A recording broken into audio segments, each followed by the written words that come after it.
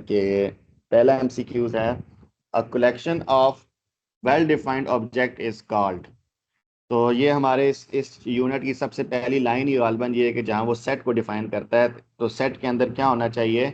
Set जो है वो ऐसे एलिमेंट्स, ये ऐसी collection of well defined objects पे मुश्तमिल होता है कि जो अपने आप में एक अलग डिस्टिंक्ट पहचान भी रखते हैं और उन सब का आपस में कोई ना कोई लिंक भी होता है, यानी कि वो एक दूसरे से कोई रिजेम्बलेंस भी शो करते हैं। ठीक है, तो अ जी collection of well defined objects को हम क्या कहते हैं, सेट कहते हैं। सेट। तो इसकी ऑप्शन जो है सही करेक्ट आंसर जो है वो क्या है, ऑप्शन सी। जी इस तरह इसने पहले उसमें बताया था, a set is well defined collection of objects, well defined collection of objects. तो यहाँ पे उसने a collection of well defined objects कर दिया है। तो दो बातें, कलेक्शन मतलब उनका मजमुआ, और वेल डिफाइंड के वो जो भी ऑब्जेक्ट्स होंगे या एलिमेंट्स होंगे वो वेल डिफाइंड होंगे। ठीक है, तो ये दो चीजें मिलके क्या बनाती हैं, एक सेट बनाती हैं। ठीक है, ठीक है। नेक्स्ट वो कहता है, नेक्स्ट क्वेश्चन नंबर 2 के अंदर कि अ सेट क्यू इक्वल है A by B slash A, B जो है एलिमेंट ऑफ इंटीजर्स है। ठीक है, and B is not equals to zero, यानी कि आपके पास जो डिनोमिनेटर है वो जीरो नहीं है, इज तो कॉल्ड अ ये सेट ऑफ डैश। तो तो ये हमने ये वैसे भी रैशनल नंबर पढ़ा है बनते हैं। ये रैशनल नंबर होते हैं कि जो क्यों। फ्रैक्शन फॉर्म में होते हैं और जो उसके डिनोमिनेटर होता है वो जीरो के इक्वल नहीं होता। हाँ जी, बिल्कुल ऐसा ही है। तो जो आपके पास फ्रैक्शन फॉर्म में आप जिनको लिख सकते हैं और जिनका डिनोमिनेटर भी जीरो ना हो, तो उसको क्या कहते हैं, रैशनल नंबर कहते हैं। ठीक है, ठीक है। अच्छा नेक्स्ट है आपके पास के the difference number of sorry the different number of ways to describe a set are. Set को लिखने के कितने तरीके हैं, ये हमने हल्का सा डिस्कस किया था। ये आई थिंक इसके अंदर मौजूद भी नहीं है आर्टिकल, लेकिन ये आपने पुरानी किताबों में अपने पिछले क्लासेस में पढ़ रखा होगा कि सेट को किस तरह डिस्क्राइब किया जा सकता है। अगर थोड़ा सा बचपन रिवाइज करें, मेरे ख्याल से इस बुक में इससे रेलिवेंट इसने कोई बात बताई नहीं है। सर मैथ मुझे नहीं आती हूँ कि मैथ तकरीबन क्लास तो चलो मैंने मैं पढ़ी बता है देता नाइन्थ के हूँ, ओके बाद ओके से नो टेंथ प्रॉब्लम। है। ठीक है, मैं बता देता हूँ। अच्छा, सेट को रिप्रेजेंट लिखने के तीन तरीके होते हैं। एक होता है टेबुलर फॉर्म। टेबुलर फॉर्म से मुराद ये होता है कि जब आपने गिनती की सूरत में लिखा हुआ होता है। ठीक है, मैं इसको रिवर्स पिछले पेजेस पे जाता हूँ। ये यहाँ उसने ये चीज़ शो नहीं की, बताई नहीं है कि सेट को किस तरह लिखते हैं किसी भी पेपर के अंदर, बट मैं आपको बता देता हूँ थोड़ा सा। ठीक है, कि ये ठीक है। देखिए, ये जब आप इसको इस तरह लिखते हैं ना, 1 2 3 4 5 इस तरह, इसको कहते हैं टेबुलर फॉर्म। ठीक है, इसको क्या कहते हैं, टेबुलर टेबुलर फॉर्म यानी फॉर्म, कि यानी सेट। हाँ असेंडिंग जी, सेट नंबर्स। को टेबुलर फॉर्म में लिखने का ये अंदाज है। और जब आपने इस तरह इंग्लिश में स्टेटमेंट में लिखा होता है the set of a natural number, तो इसको कहते हैं डिस्क्रिप्टिव फॉर्म।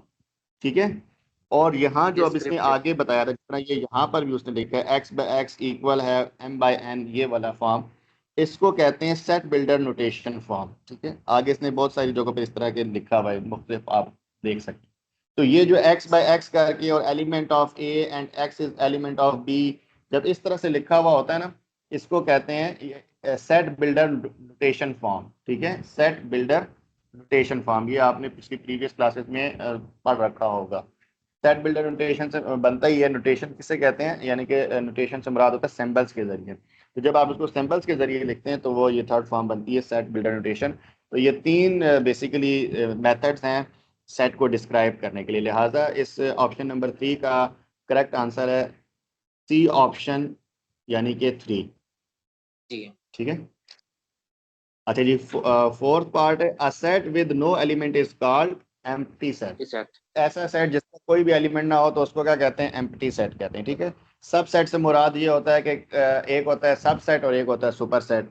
जिस तरह यूनिवर्सल सेट जो है उसको हम क्या कहते हैं, सुपर सेट। और जो उसके अंदर आपके पास कोई छोटा सेट होता है जिस तरह ए और बी, तो वो सबसेट कहलाते हैं। और सिंगलेटन सेट, सेट से मुराद ये है कि ऐसा सेट जिसके अंदर सिर्फ एक एलिमेंट हो, तो एक होता है। उसको ये सिंगलेटन कहते हैं। ठीक है, तो a set with no element is called empty set, लिहाजा इसका सही आंसर जो है ऑप्शन बी है। नेक्स्ट है जी आपके पास 5 में, the set X by X element of whole numbers. अब ये सेट बिल्डर नोटेशन फॉर्म इसने दी हुई। ठीक है, और इसको हम पढ़ते कैसे हैं वो आप देखें, X by X element of whole numbers and X is less than और इक्वल टू 101 इज। तो अब उसने कहा है कि ये जी सेट कौन सा है, इनफाइनाइट सेट, सब सेट, नल सेट और फाइनाइट सेट। सब सेट का ना मैंने एक अभी सेकेंड, बता दिया null- जी जी। ना इसके अंदर ना इनफाइनाइट भी नहीं, क्योंकि इनफाइनाइट के अंदर वो आगे चलता है, तो उसने बताया लेस देन और इक्वल टू नहीं, कि हमारे पास मैक्स जो आता है 101 तक जाता है। नल भी नहीं, क्योंकि उसके अंदर फाइनाइट वैसी ही वैल्यू है।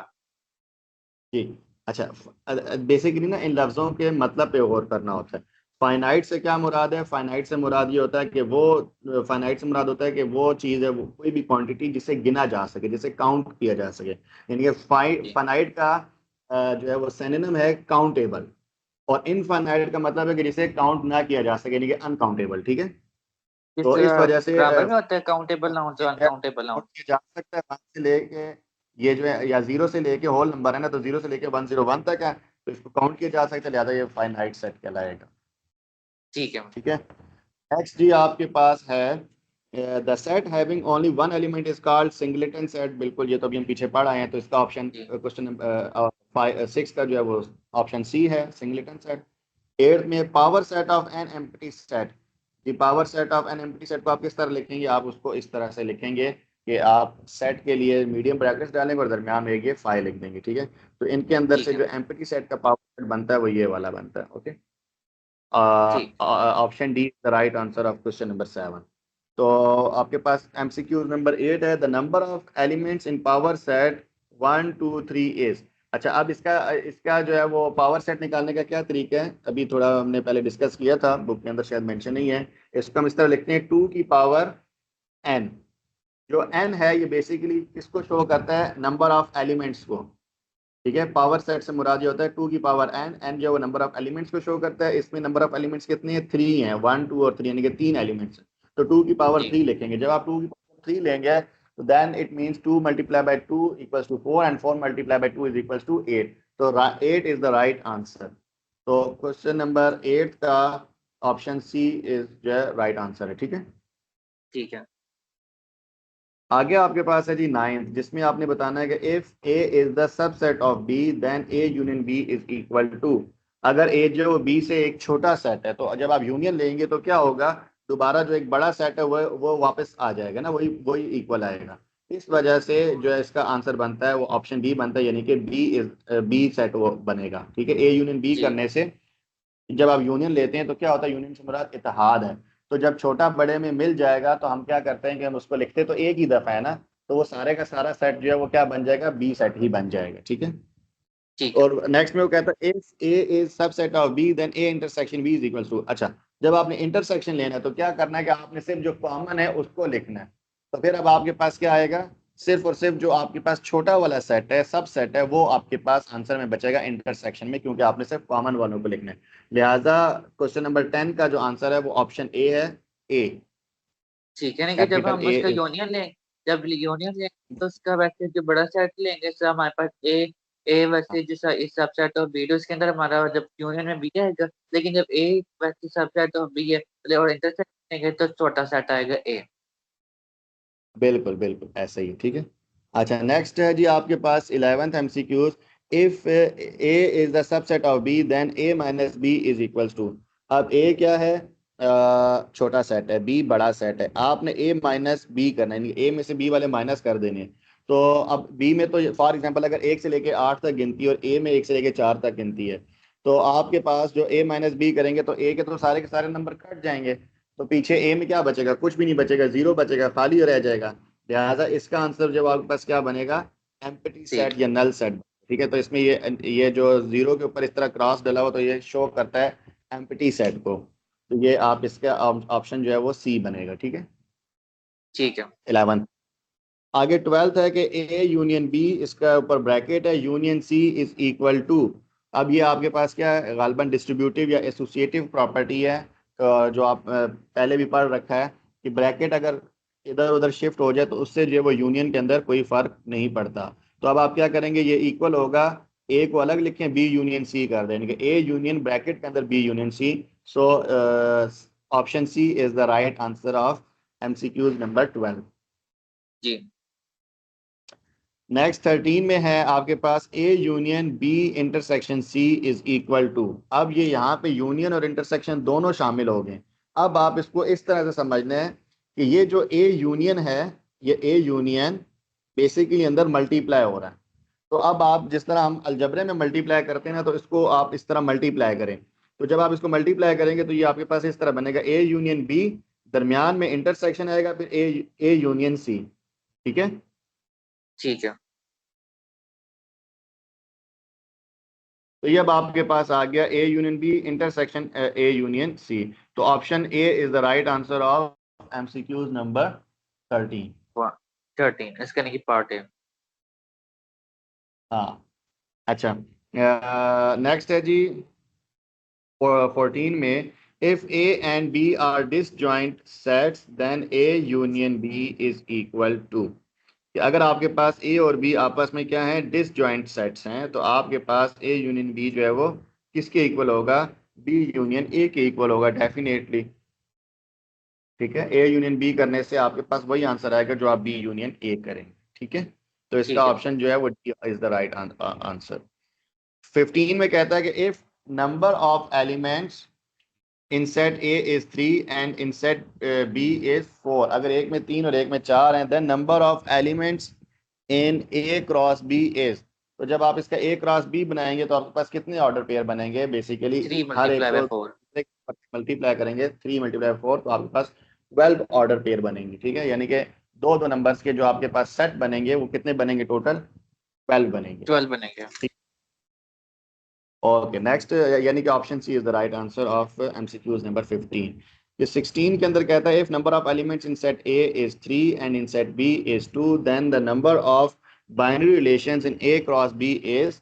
तो जी ये अब आपके पास क्या होगा, ये आपके पास होता है 2 की पावर, आप क्या लिखते होते हैं इसको, जितना भी आपके पास इसके एलिमेंट्स होते हैं, तो 2 की पावर आप लिखेंगे। एक में सेट ए में क्या है 3, और एक में कितने 2, तो 2 की पावर 3 क्रॉस 2 लिखेंगे, तो आपके पास कितना बन जाएगा, 3 2 की क्रॉस 2 पावर करने से 6। 6 पावर 6। ठीक है, तो जो आपके पास इसका आंसर आता है 16 का, वो आपके पास क्या बनेगा, D is the right answer. Next ठीक है। आपके पास है 17, the domain of R 0 2 2 3 and 3 3 and 3 4। तो ये आपके पास क्या बनता है, ये आपके पास बनता है जब आप इसका डोमेन मालूम करेंगे, तो जो शुरू के 0 नंबर 2 हैं वो 3। क्या बनते हैं, 0 2 3, और हाँ 3 आगे रिपीट हो रहा है, तो 0 2 3 जो है इसकी डोमेन होगी। तो जी। B is the right answer of MCQs number 17। Next हमारे पास है एमसीक्यूज नंबर 18, जिसमें वो पूछ रहा है द रेंज ऑफ। अब आपने इसमें से रेंज मालूम करनी है। तो रेंज बेसिकली क्या होती है, जो आपके पास सेकंड नंबर होता है हर ऑर्डर पेयर का, या जिसको हम कहते हैं वाई प्लेस, जो वाई प्लेस वाला नंबर होता है वो सारे का सारा क्या कहलाता है, रेंज कहलाता है। तो यहाँ पे क्या है 3 2 1 एंड 4। तो जब इसको आप ऑप्शन दोबारा सी आप है। इसको रीअरेंज करके लिखें, तो ये आपके पास बनेगा 1 2 3 एंड 4। तो ये आपके पास सी इज द राइट आंसर, जिसके अंदर आपके पास 4 एलिमेंट्स हैं, 1 2 3 4। ठीक है, तो क्वेश्चन नंबर 18 का राइट आंसर है ऑप्शन नंबर सी। नेक्स्ट आपके पास जी 19th नंबर एमसीक्यूज है कि point -1 and 4 lies in the quadrant. अच्छा, पता नहीं अब इसमें इसने क्वाड्रेंट का कहाँ जिक्र किया है, लेकिन अब एक चीज़ याद रखिएगा, आगे ज्योमेट्री वाले पोर्शन में भी, कि हमारे पास एक जो है वो इस तरह से, ये हमारे पास ग्राफ होता है ना, तो बेसिकली आपके पास 4 क्वाड्रेंट होते हैं। ठीक है, एक्स वाई में जी। अगर हम इसको करें, तो ये एक्स हो जाएगा, ये वाई हो जाएगा, यानी कि ये पॉजिटिव एक्स है, ये आपके पास पॉजिटिव वाई है। तो ये आपके पास नेगेटिव एक्स होगा लेफ्ट साइड पे, और डाउन साइड पे नेगेटिव वाई होगा। ठीक है, तो अब इसमें आप देखिएगा कि जहां पर आपके पास एक्स पॉजिटिव हो और वाई, अच्छा इसने क्या किया है, एक्स नेगेटिव और वाई नेगेटिव है, और वाई पॉजिटिव है। ठीक है, यानी कि -1 और +4 है। तो किस जगह पर आपके पास, किस क्वाड्रेंट के अंदर एक एक्स जो है वो नेगेटिव है, एक्स आपके पास इधर नेगेटिव है 2 या 3 में, ये 1 होता है क्वाड्रेंट, ये 2 होता है, ये 3, और ये 4, इस तरह से ये चलता है। ठीक है, एक सेकंड सर, आपका नजर नहीं आ रहा, एक सेकंड। ये जी देखिएगा, अब। सॉरी। जी अब नजर आ रहा है आप उसका जो राइट वाला हाँ, टॉप राइट 1 है, उसके अपोजिट वाला जो है लेफ्ट पे 2 है, बॉटम वाला लेफ्ट 3 और बॉटम राइट 4 है। ये इस तरह नहीं है, ये इस तरह क्या कहते हैं इसको, क्लॉकवाइज चलेगा, 1 2 3 और ये वाला 4 आएगा, ठीक है, क्लॉकवाइज। ठीक 1 2 3 4। तो अब आप देखें कि आपके पास जो फोर्थ क्वाड नहीं, इसने सेकंड आंसर लिखा है ना, तो एक minute, let me check. Book के अंदर इसने 1 2 3 4 इस तरह लिखा है या दूसरी तरह लिखा है? 19 का बी है। ओके ओके, हाँ डी है, लेकिन वो फिर मेरे ख्याल से मैंने तरतीब गलत कर दी है। ये 2 इस वजह से आएगा कि आपके पास आप इसको ना एंटी क्लॉकवाइज पढ़ें, ये बनेगा आपके पास 1 2 3 और 4 इस तरह से, ठीक है। एंटी ठीक है नहीं कि क्लॉकवाइज वैसे नंबरिंग ये करनी है, फिर 1 2 3 4। ठीक है नहीं कि जो उसके अंदर फिर आएगा वैसे माइनस एक्स एक्सिस पे आएगा और पॉजिटिव वाई एक्सिस पे आएगा। माइनस जो है वो सेकंड क्वाड्रेंट में होता है, और वाई जो है वो आपके पास पॉजिटिव भी जो है वो पहले दो क्वाड्रेंट में वाई पॉजिटिव है, तो ये क्या हो जाएगा आपके पास सेकंड क्वाड्रेंट बनेगा, ठीक है। इस वजह से ठीक इसका है सेकंड आंसर ठीक हो गया। अच्छा नेक्स्ट है जी, ऑप्शन बी इसका फिर करेक्ट आंसर हो गया। और लास्ट है 20 MCQs। The relation 1 2 2 3 3 3 and 3 4 is. अब इसमें हमने बताना है कि ये कौन सा रिलेशन है। तो अब आप देखें कि अगर आप इसकी हम डोमेन और रेंज अलग अलग करें तो ये आपके पास क्या बन रहा है, ये एक आपके पास बन रहा है 1 2 3, और दूसरा आपके पास बन रहा है 2 3 4। 2 3 एंड 4, ठीक है। तो अब इसमें क्या है कि ये 1 किस तरह जा रहा है जी, 1 और 2 आपस में मिल रहे हैं, 2 और 3 आपस में मिल रहा है, 3 और 3 आपस में मिल रहा है, देन 3 और 4 आपस में मिल रहा है, ठीक है। तो फिर ये आपके पास कहता है कि ये कोई फंक्शन ही नहीं है। ऐसा क्यों ये कह रहा है? ऐसा पता है ये क्यों कह रहा है? ऐसा ये इसलिए कह रहा है कि आपके पास जो नंबर्स हैं वो 3 3 है, लेकिन इसके अंदर जो क्रॉसिंग हो रही है वो ज़्यादा हो रही है। ओवरलैपिंग जो है वो क्या हो रही है, वो ज्यादा की उसके हो रही है। अंदर जो मौजूद सेट्स हैं उससे ज़्यादा के ये रिलेशन बना रहा है। तो ये चीज़ जो है वो पॉसिबल नहीं हो सकती। ठीक है समझ आई बात? यानी कि कि जिस तरह आप हमारे पास अगर इसमें ऐसे जो अगर चार तीन तीन वैसे थे। एलिमेंट्स हैं, अगर आपके पास 3 3 एलिमेंट्स हैं तो ये क्या होगा, ये 3 3 ही आपस में पेयर बनेंगे। या जी एक तरफ आपके पास 4 हो तो आप एक को दूसरे के साथ कर सकते हैं, लेकिन ऐसा नहीं हो सकता कि एक ही के आप एक नंबर को दो के साथ जोड़ रहे हों। तो इस वजह से वो कहता है कि this is not a function, लिहाजा इसका ऑप्शन सी जो है वो राइट आंसर होगा, ठीक है।